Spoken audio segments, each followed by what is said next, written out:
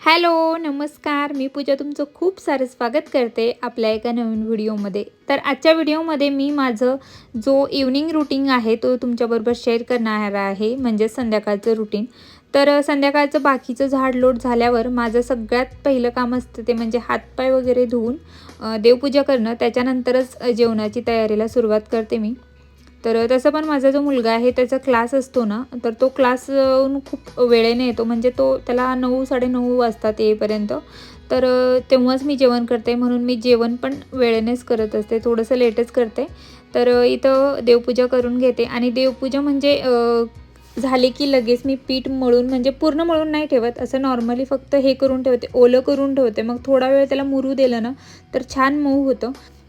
आणि इथं मी मूगडाळ बनवायला घेत आहे। आज भाजीपाल्याला काही नाही आहे, कारण आता म्हणजे उद्या म्हणजे मला आणायचंच असेल, किंवा शनिवारी किंवा रविवारी मी सुट्टीच्या दिवशी भाजीपाला आणत असते, म्हणजे पूर्ण आठवड्याभराचा भाजीपाला मी संडे किंवा सॅटर्डेला भरत असते। तर आज मी म्हणजे काही भाजीला नव्हतं, म्हटलं हे करूया आपण, आणि असं पण मुलं खायला बघत नाही, मग मी अशा प्रकारे डाळ बनवते। तर नक्की हा जो वरण आहे कशा प्रकारे तुम्ही बनवतो, दाल तडक्यासारखा याचा टेस्ट येतो आणि खूप छान असा मऊसूद असा जो वरण आहे खूप छान लागतो। तुम्ही याला घट्टसर ठेवू शकता किंवा पातळही करू शकता। पूर्ण रेसिपी मी तुम्हाला बरोबर शेअर करणार नाही आहे, कारण नंतर फोडणी वगैरे देणं, कारण खूप मोठा व्हिडिओ होईल।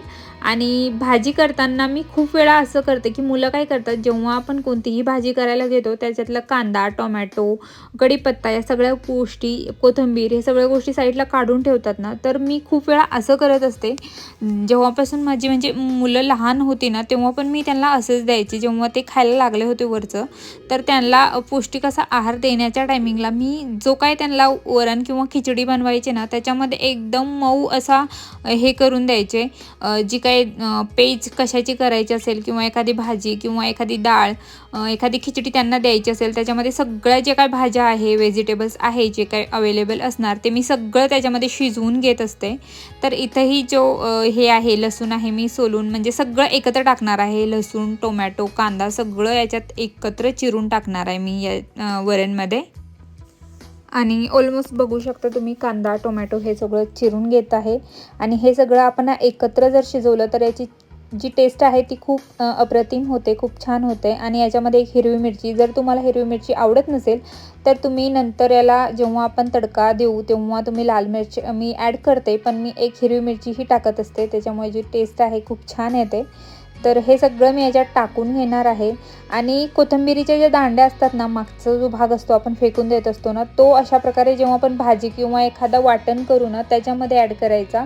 त्याच्यातही सगळं जो सत्व असतो ना तो निघून, म्हणजे आपण फक्त पाले घेतात, पण ते जे काही आहे त्याचे मागचे भाग तोही आपल्या शरीरासाठी खूप चांगला असतो, म्हणून मी मागचा भाग फेकून न देता त्याला अशा प्रकारे जे आपण एखादं वाटण किंवा डाळ याच्यामध्ये शिजवून घेत असते। तर कोथिंबीर साईडला ठेवलेला आहे, आणि जी डाळ आहे तेही आपल्याला घ्यायची आहे। याच्यात तुम्ही मिक्स डाळही टाकू शकता, तुरीची डाळ तीही टाकू शकता, पण मी इथं मुगाची डाळ घेतली आहे। आणि याच्यामध्ये मी थोडंसं कोमट पाणी घेतलं आहे, जास्त गरम नाही, पण थोडा नॉर्मल कोमट पाणी घेतला आहे, किंवा डाळ वगैरे लवकर शिजायला मदत होते। असे तर माझ्या ज्या डाळी आहेत त्या घरच्याच असतात जास्त करून, पण म्हणजे त्यांना गरम पाणी वेगळा किंवा थंड पाणी याचं काही नाही, जसा टाकला तसं ते व्यवस्थित शिजतात। पण काही डाळी असतात घरच्या, गावाकडे बघितलं आहे मी, की त्याच्यामध्ये गरम पाण्यात जी डाळ भिजवली असेल त्याच्यात गरम पाणीच टाकावं लागतो। तर इथं थोडंसं तेल टाकून घ्यायचं, म्हणजे बाहेर जो हे पाणी येतो ना कुकरच्या ते येत नाही। तर नेहमी शिजताना मीठही टाकलं तर चालेल, पण मला नंतर लक्षात येत नाही, मी माझ्याकडून चुकून पडतं नंतर मीठ, म्हणून मी याच्यामध्ये टाकत नाही। तर आपला कुकर इथे लावून घेतला आहे, आणि छान याला म्हणजे 2-3 शिट्ट्या चांगल्या होऊ द्यायच्या। त्याच्यानंतर जे काही हे असेल, दुपारची जी काही भाजी असते, जे काही असतं ना, ते मी काढून लगेच भांडे जे काही असतात ते लगेच धुवून घेत असते।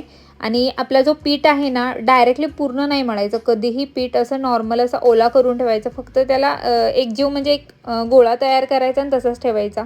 बघा तुम्ही अशा नॉर्मल ज्या पिठाचा पण एकदम मळून जी चपात्या करतो किंवा असं थोडा वेळ ठेवून देतो ना, त्याच्या चपात्या खूप छान होतात, मऊ होतात, खूप वेळेपर्यंत मऊ राहतात. जेव्हाही मी चपाती करायला घेते ना तर त्याच्या अगोदर 15 मिनिटं अगोदर तसं भिजवून ठेवत असते, नंतर त्याला मळायचं पण काम लागत नाही. थोडंसं तेलाचा हात लावलं की एकदम लुसलुशीत असा तो पीठ आपला होतो.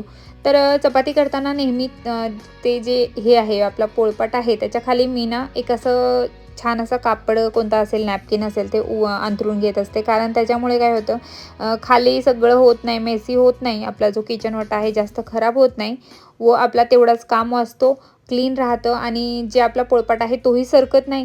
तर त्याच्यामुळे अशा प्रकारे नॅपकिन्स नक्कीच तुमच्या किचनमध्ये ठेवा. आणि याच्यामुळे खूप म्हणजे भरपूर लेडीज ठेवत असतील, पण मी जसं करते मी तुम्हाला दाखवते माझ्या व्हिडिओमध्ये.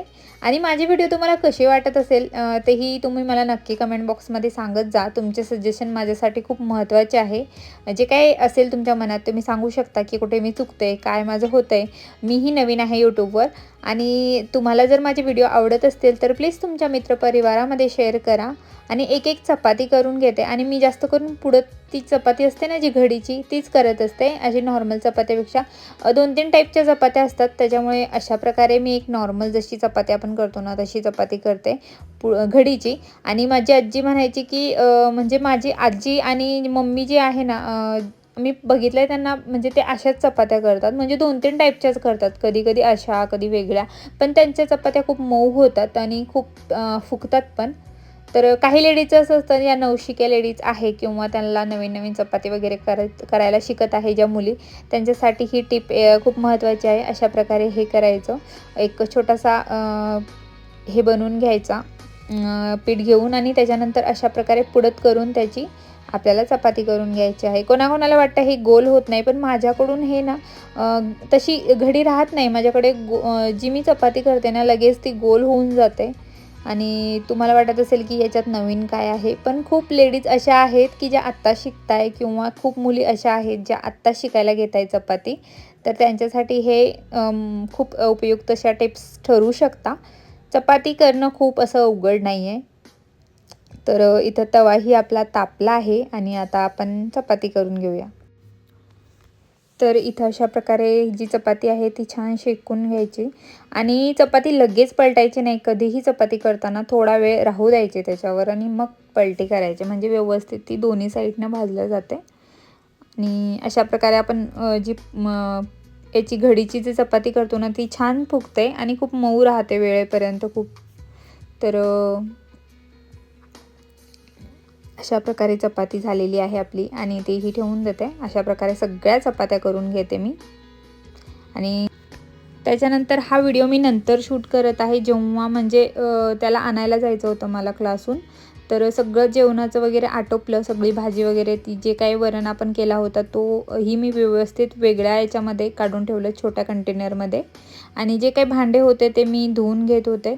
आणि असं होतं ना संध्याकाळी ना कधीच रात्रीचे भांडे वगैरे ठेवायचे नाही, कधीही तुम्हाला जसं वेळ मिळेल तुम्ही नक्कीच भांडे घासून घेत जावा आणि रात्रीचं ठेवायचं नाही, कारण ते जे खरकटं असतं ना त्याच्यामुळे खूप नेगेटिव्हिटी व खूप नेगेटिव्ह ऊर्जा आपल्या घरात राहते. आणि कसं होतं ना की सकाळी तुम्हीच हे करा, खूप सारे लेडीज ठेवतात ना भांडे, तर त्यांना माझं एकच सांगणं आहे की थोडंसं रात्री वेळ असू दे होऊ दे, पण सकाळी सकाळी जेव्हा आपल्याला टिफिन द्यायचं असतं मुलांच्या सोबत किंवा मिस्टरांचा सगळ्यांचं आवरायचं असतं, सकाळी एवढं छान असा पॉझिटिव्ह वातावरण असतो आणि त्या वातावरणामध्ये आपल्याला ते रात्रीचे पडलेले भांडे दिसले की केवढं डोकं खराब होतं. मी तर चुकून एखाद्या वेळेस मी जर माझी तब्येत खराब होत असेल किंवा तब्येत खराब झालेली असेल तेव्हाच मी माझे भांडे राहतात किंवा मी रात्रीचे कधीच भांडे ठेवत नाही.